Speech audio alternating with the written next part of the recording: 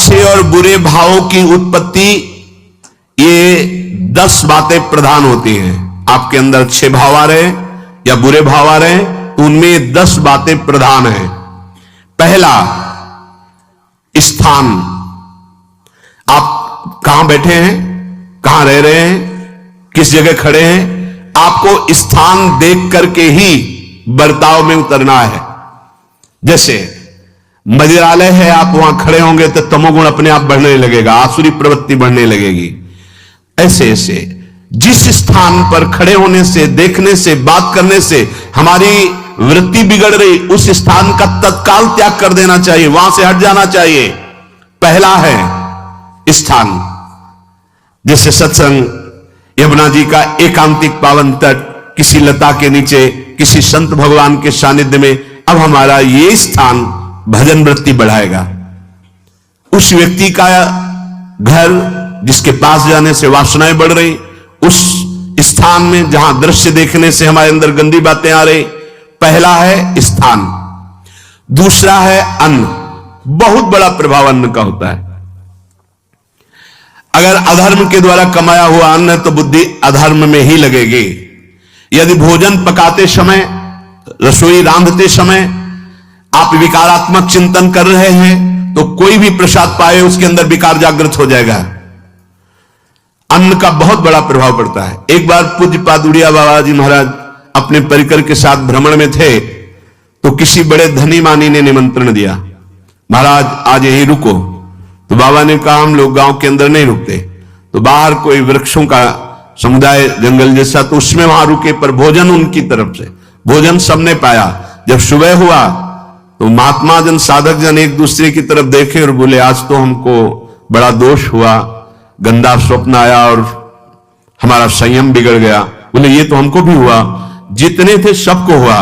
उड़िया बाबा के समीप गए, बाबा ने कहा अच्छा ऐसा हुआ, ये तो अन्न दोष है, बुलाओ सन्न पवाने वाले को, फिर चलेंगे। बुलाया और बाबा ने कहा बिल्कुल सत्य बोलना, नहीं तो आप जानते हो इतने महात्माओं के संयम को आपने भ्रष्ट कर दिया, सत्य बोलना क्या बात है। तो कहा महाराज संतान नहीं हो रही थी, सुना था आप बहुत सिद्ध महापुरुष हैं तो आपके परिकर को इसीलिए पवाया, अंदर काम भाव था कि हमारे कामना थी कि संतान उत्पन्न हो, वैसे चिंतन करते हुए बनाया ऐसे। बोले सबका संयम नष्ट कर दिया। होश में, नरक जाने वाली बात मत सोचो, अरे संतों को पवाओ जैसे अपने पुत्र को पवाते हैं, ऐसी भावना करनी चाहिए। आज हो भाग्य तो परिणाम खुद मंगल में निकलेगा। काम भाव से युक्त होकर क्यों बनाया, सब संतों के अंदर विकार पैदा कर दिया। अन्न का प्रभाव पड़ता है, हम जैसा अन्न पाते हैं वैसा। कई बार सुनाया है, सिद्ध महापुरुष पूज्य प्रातः स्मरण श्री बलराम दास जी महाराज झाड़ू मंडल के, यमुना के पावन तट पर ही है, रासमंडल के पास ही, वो अपने एक लता के नीचे बैठे हुए भगवत चिंतन कर रहे थे। अचानक यमुना जिस नजदीक है तो कोई माई स्नान किए हुए निकली तो नेत्रों ने देखा और विकार उत्पन्न हो गया। वयोवृद्ध सिद्ध महापुरुष, उन्होंने कहा आप तो इस शरीर को नष्ट कर दूंगा। शिष्यों ने कहा महाराज ऐसा क्यों? बोले किसी माता के शरीर को देखकर हमारे अंदर विकार क्यों आ गया? ऐसा नहीं, आज तक कभी नहीं हुआ, ऐसा क्यों हुआ? होगा महाराज आपस में सब शिष्यों ने कि कुछ ना कुछ तो खान पान में गड़बड़ी हो गई तभी ऐसा हुआ। बाबा आज परिक्रमा करते हैं वृंदावन की, बाद में आप जो आदेश करेंगे जैसा करेंगे, पहले परिक्रमा। वृंदावन की परिक्रमा का बहुत बड़ा प्रभाव, जब कभी मन आपका ऐसा विक्षिप्त हो, परेशान हो, तत्काल परिक्रमा प्रारंभ कर देना, नाम जप करते हुए। आप देखना परिक्रमा पूरी होते होते शांति हो जाएगी। बाबा ने खूब नाम कीर्तन करते हुए शिष्यों के साथ परिक्रमा दी, मन का विकार शांत हो गया। उनका ऐसा कैसे हो सकता है कि हमारे अंदर विकार आ गया? ये बड़ी सूक्ष्मता का विषय है। कल प्रसाद कहां से आया था? उस समय लाडले गोविंद देव जी महाराज यही विराजमान थे वृंदावन। बोले तो ठाकुर गोविंद देव जी का प्रसाद आया था। लकुट उठाई, गए हो तो भगवत स्वरूप तस्मित तज्जने भेदा भावात, भगवान और भगवान के ऐसे जनों में भेद नहीं होता, वो भगवत स्वरूप होते हैं। गए और कहा बताओ आपका प्रसाद न पावे तो अपराध लगे कि प्रसाद नहीं पाया, और प्रसाद पावे तो हमारे अंदर काम जागृत हो जाए, हम तो मरे ना दोनों तरफ से। तो ठाकुर जी बात कर रहे थे, दूसरों को नहीं सुनाई दे रहा था। कह रहे थे कि देखो नाराज मत हो, कलकत्ता की वैश्या थी, उसने भोग लगाया, अब उसने भोग लगाया तो हमने चख पाया, तो आपको प्रसाद का किनका लेना चाहिए? किसने कहा था कि पूरा प्रसाद पाइए? जरा किनका ले लेते हो, मधुकर ही पाते। हाँ ये बात आपकी मान, तो हमारा तो पूरा विश्व है, कोई भी भोग लगाएगा हम तो पाएंगे। और हमारे प्रसाद की निष्ठा आप सबके हृदय में, तो किनका लीजिए, पूरा मत पाइए। सोचिए, भगवत अर्पित प्रसाद और वृत्ति, भगवान ने आदेश किया किनका पाओ, मां धोकर ही मांग के खाओ। यहां वर्णन कर रहे, यदि हम अन्न थोड़ा भी हमारे अंदर दूषित चला गया, तो जब कभी ऐसी विकार की भावना हो, आपके अंदर विकार बन रहा है, तो खोजिए। आपने कोई दृश्य देखा है, आपने किसी से बात की है, आपने कोई ऐसा संकल्प बनाया, नहीं, तो फिर भोजन दोष आ गया। अब आज उपवास कर दो, जब तक वो वृत्ति न नष्ट हो तब तक कुछ मत पाना, जल से काम चलाना, तो एक दिन एक पहर अपने आप शांत हो जाएगा। अगर बहुत विकलता हो रही तो नाम कीर्तन शुरू कर दो, भोजन मत पाना, नाम कीर्तन शुरू, बिल्कुल शांति मिल जाएगी, बिल्कुल।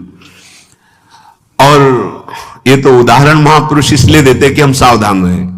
हमारे अच्छे भाव या बुरे भाव में ये 10 बातें बहुत प्रभाव डालती। पहला स्थान, दूसरा अन्न, और तीसरा जल। पानी भी बहुत संभाल के, नहीं आजकल तो देखो प्रायः ऐसे दांत से प्लास्टिक नोचेंगे, ऐसे पानी पिएंगे, कब भरी गई, कहां भरी गई, कैसा पानी, बड़ा देखो कैसा हमारे भजन साधन के लिए विक्षेप पैदा होता चला जा रहा है। पहले सुंदर सरोवरों का जल, मतलब 15 वर्ष तो गंगा जल ही केवल पिया है, जो आकाशवृत्ति से मिला नहीं, गंगा जल ही पिया है। कुआं का जल, फिर आया हैंडपैप का जल, अपवित्र होने लगा। हैंडपैप में जो वाशर, अगर वो कहीं चमड़े का पड़ा हुआ है तो अपवित्र जल हो गया। अब हैंडपैप का भी अंतर ध्यान स्वरूप हो गया, अब तो नहीं दिखाई देता। अब रह गया है मोटर से निकले और फिल्टर में जाए, वो मशीन जो फिल्टर करती है पानी को, आरओ, उससे। अब वो जिनके पास है तो है, नहीं तो परिक्रमा लगाया हो, आपको पानी पीने को नहीं मिलेगा। देखो कैसा समय आ गया। भोजन, पहले कोई दगाबाजी भोजन में तो नहीं करता था। गांव में जब जिसके यहां दूध बेचा जाता था ना, उसको बहुत लघु दृष्टि से देखा है, गाय माए एक बराबर होती है, ये दूध बेचता है।